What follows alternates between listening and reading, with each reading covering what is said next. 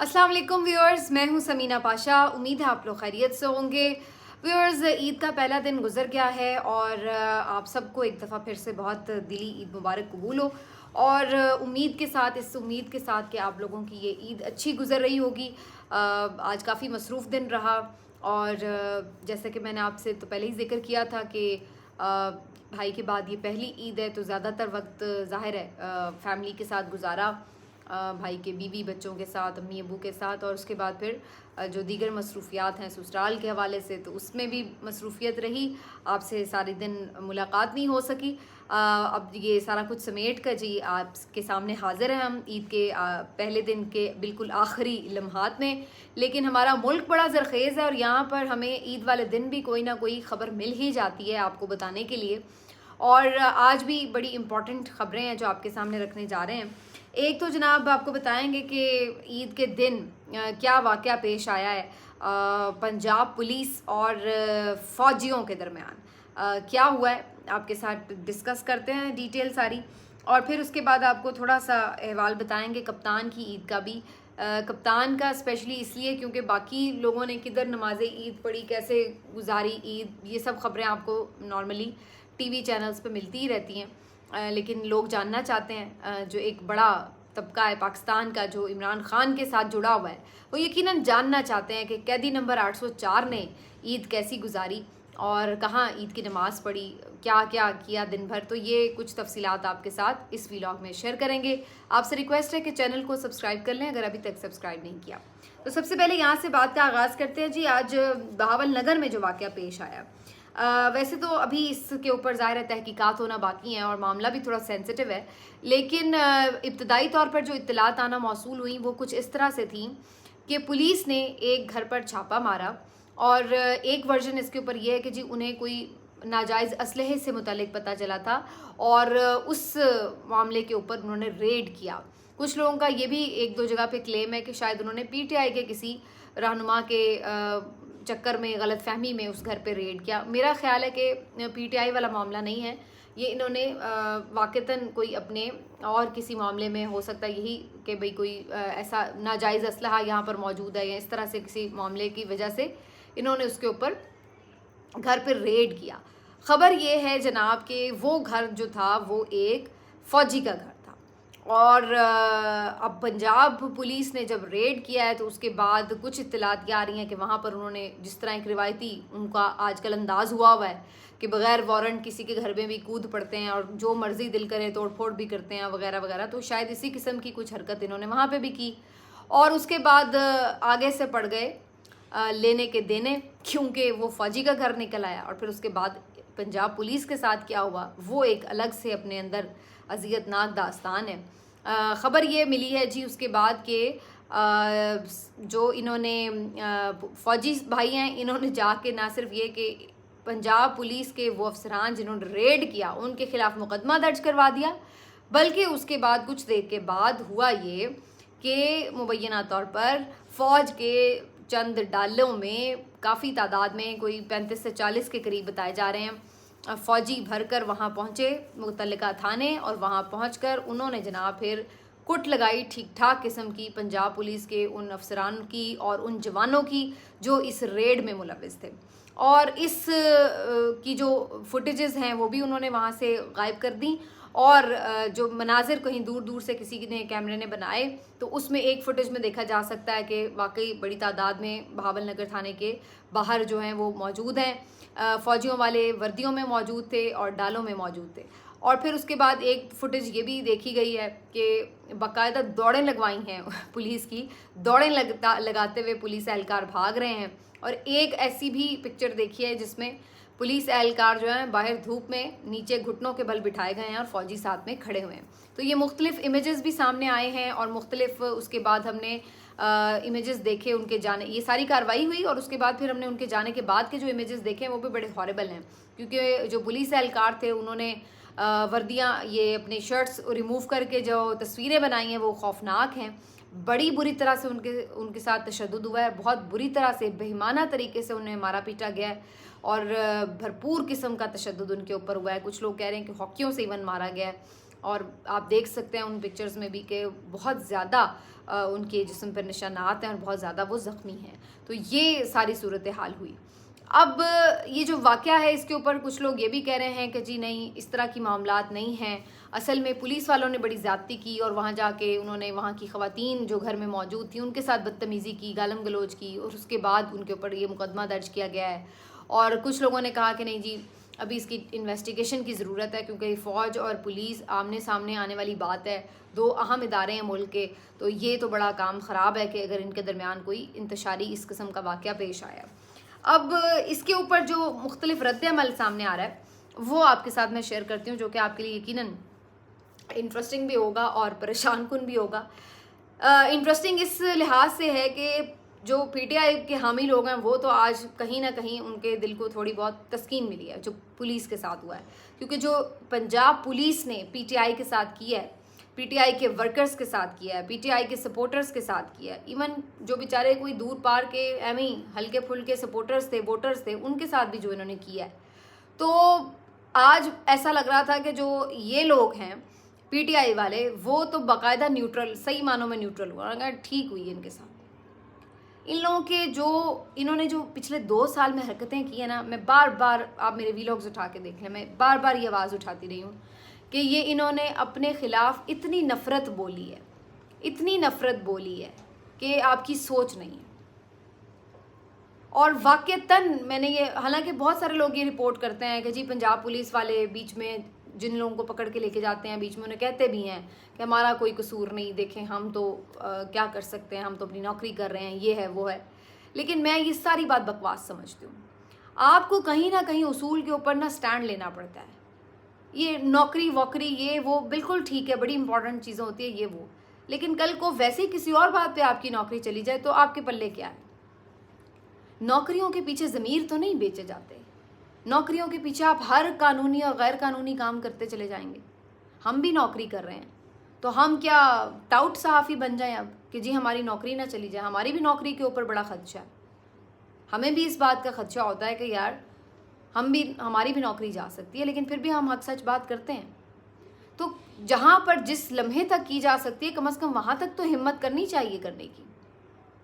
तो ये पंजाब पुलिस जिसके मुंह को, जिसको कहते हैं ना, ये गुंडागर्दी बदमाशी इनके मुंह को लग गई थी कि मुंह उठा के किसी के घर में भी घुस जाओ, तोड़ फोड़ करो, एवं ही चलते चलते फर्नीचर तोड़ दो, इलेक्ट्रॉनिक्स तोड़ दो।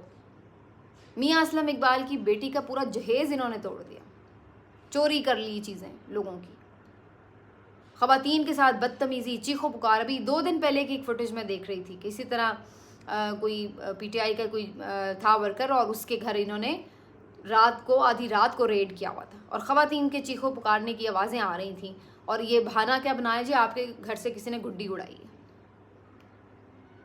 तो इन्होंने जो बदमाशी 2 साल की है मोहसिन नकवी के नीचे और इस आईजी पंजाब के नीचे, जिसको बड़े शौक से तमगा डाला गया है, जो इंशाल्लाह इनके गले का तौक बनेगा क़यामत के दिन, तो इनके नीचे जो इन्होंने आम निहत्ते लोगों के साथ किया है ना, ये इनके सामने आना है, इधर भी आना है इंशाल्लाह और अगले जहान में भी आना है। क्योंकि जुल्म जब आप किसी के साथ करते हैं ना, तो वो ऐसे नहीं होगा कि अल्लाह ताला उसके ऊपर आंखें बंद कर ले। अल्लाह ताला का हिसाब तो बड़ा सीधा सीधा है भाई, वहाँ तो रत्ती बराबर इधर से उधर नहीं इंसाफ में होना कुछ भी। तो वो ये उसकी अपनी मर्ज़ी है कि उसने यहाँ पर आपका हिसाब किताब कुछ हद तक कर रहा है, सारा का सारा अगले जहान में करना है, लेकिन जहाँ भी करना है करना उसने है, उधार तो उसने रखना नहीं है। वो तो सबसे बड़ा मुनसिफ है। ये हो नहीं सकता कि आप ज़्यादती करें और आप बच जाएं। ये तो अपने जहन के कहीं पीछे निहाल खानों में भी आपके बात है ना, तो वो अपने जहन से निकाल दें। ये नहीं होना। यहाँ पर आप चक्करबाजियाँ कर सकते हैं, खुशामद कर सकते हैं, ताकतवरों के तलवे चाट कर लोगों के ऊपर जुल्म कर सकते हैं, लेकिन वहाँ ये सब नहीं चलेगा।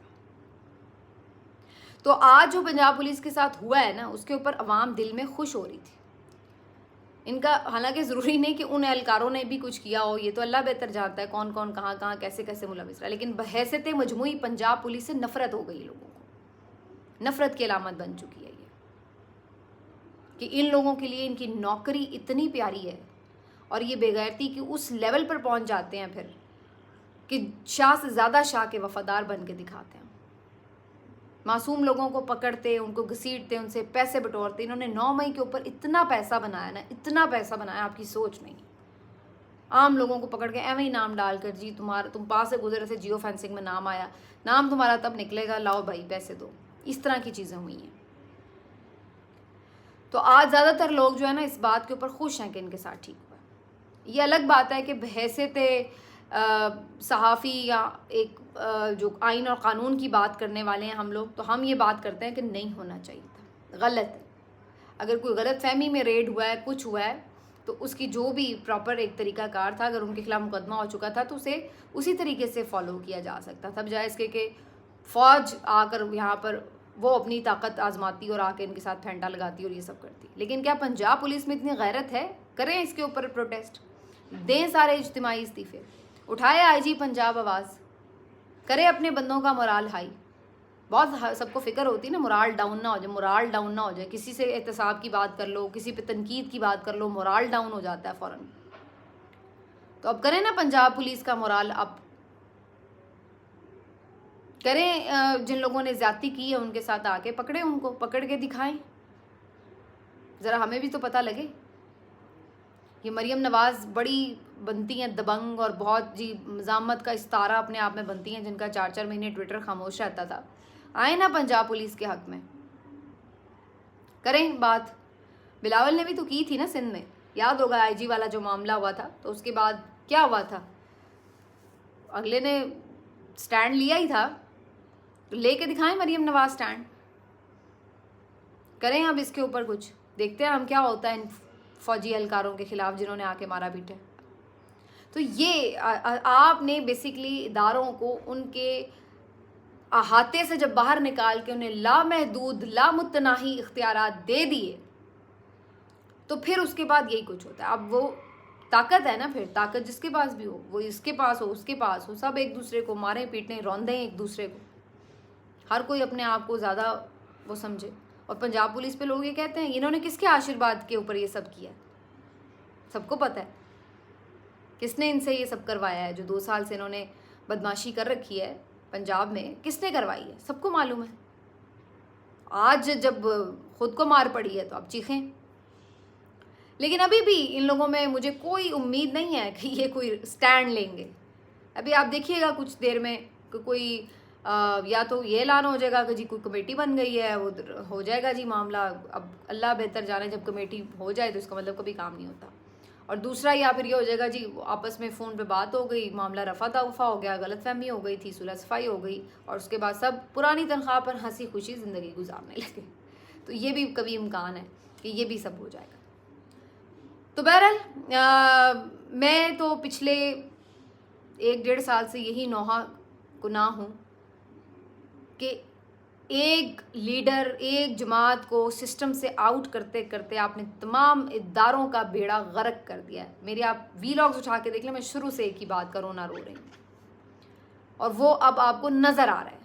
ये अदलिया जो ख़त लिख रही है, ये जो पंजाब पुलिस को मार पड़ रही है, ये जो आपको नज़र आ रहा है कि लोगों का एतमाद उठ गया, ये जो इलेक्शन कमीशन की दिन रात बेइज्जती हो रही है, वहाँ से जो आवाज़, ये सब क्या हो रहा है?